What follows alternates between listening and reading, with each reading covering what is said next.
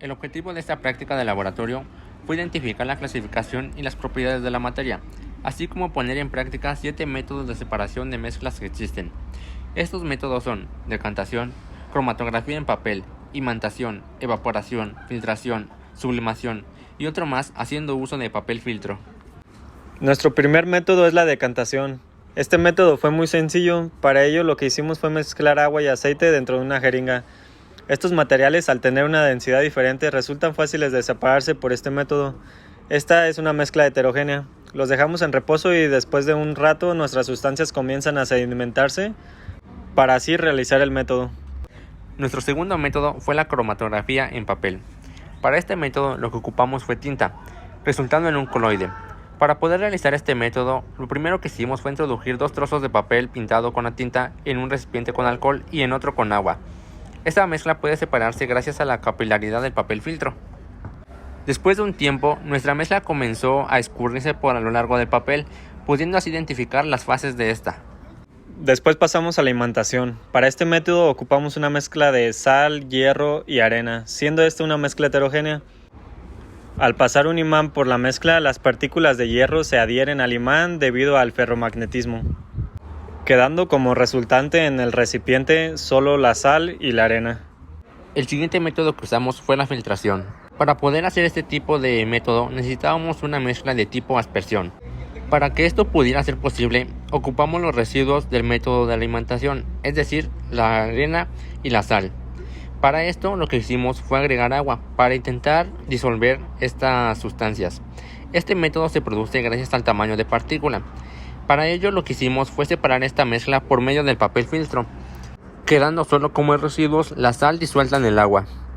El siguiente proceso es la desecación. Para este método ocupamos el resultante del proceso de la filtración. Este método se presenta cuando se elimina la humedad existente.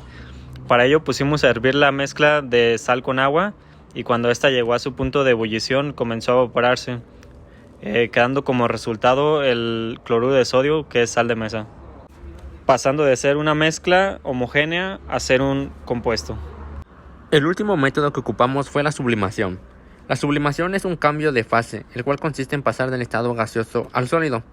Para este método pusimos a calentar sal con una pastilla de cloro dentro de un vaso de precipitado, el cual estaba tapado con una tapa. Con esta práctica pudimos identificar varios de los métodos de separación que existen, así como cuáles son los lineamientos que se deben seguir para que este tipo de métodos puedan usarse de manera correcta.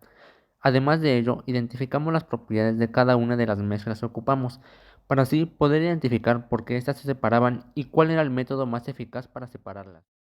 Con esta práctica puedo concluir que los métodos de separación de mezclas son una variedad que vimos donde cada una sirve para ciertas mezclas. Mientras fuimos avanzando en el caso de la práctica, seguimos adquiriendo conocimientos los cuales nos sirven para identificarlas, como qué tipo de mezcla es y cómo es que se puede separar.